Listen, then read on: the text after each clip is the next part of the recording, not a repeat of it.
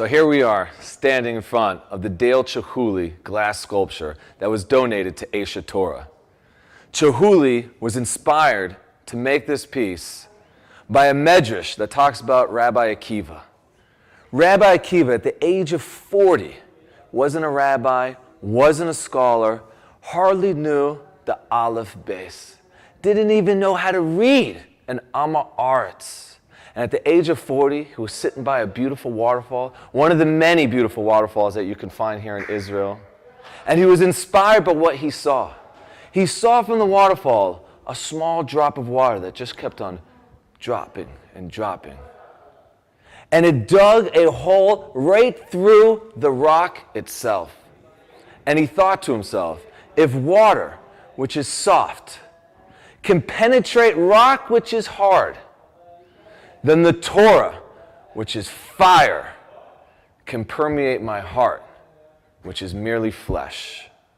And so Chihuly, depicting this Medrish, which is really what Aish HaTorah stands for, depicted the fire at the top with the orange and the yellows and the reds, and slowly, as the piece flows down to the bottom, you can see it turning to blue and gray in the likeness of water. Because Chihuly realizes that in order for the Jewish people to make a difference in this world, we need to open up our own hearts to the fire that is Torah. Standing in front of the Chihuly piece, I'm inspired to tell a story to you all that I heard from a rabbi who used to work here a few years ago. Some of you alumni out there of the intermediate-based Medrish program might remember him. He was in charge of the program before Rabbi Sussman took the helm. Rabbi Akiva told us once that when you're studying Torah, that sometimes it can feel like you're flying on an airplane. What did he mean by that? He said when you first get on the airplane, it's exciting.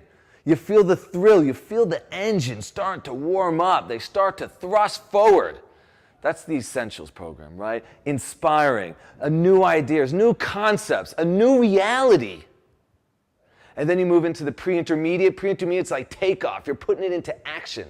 You're learning how to rap tefillin. You're learning what the davening means. You're learning Jewish philosophy, the mitzvot.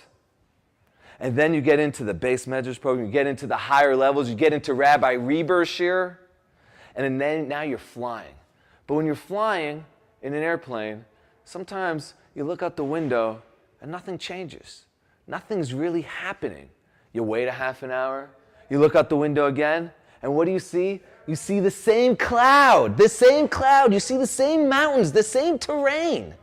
Nothing new is happening. But in reality, it's at these times that you're soaring, that you're on cruise control, that you're actually covering the most ground. Because when you take off, you're doing 200, 300 miles an hour, but when you're at 30,000 feet, when you're up there, when your head is in the clouds in Shemaim and you're studying the Torah, you're doing 600, 700, you're doing Mach 1, Mach 2. You're cruising, you're covering so much ground. And I'm inspired to share this story because right here in front of the Chihuly piece depicting the story of Rabbi Akiva and the water penetrating the rock, it's the same idea. That if you allow it to seep into your heart, if you keep at it, even in Chutz La'aretz, even wherever you are, if you don't have a yeshiva to study at, if you don't have a night seder, at least pick up a book. 15 minutes a day. And you'll see within a few weeks the change that it makes in your own perception of reality.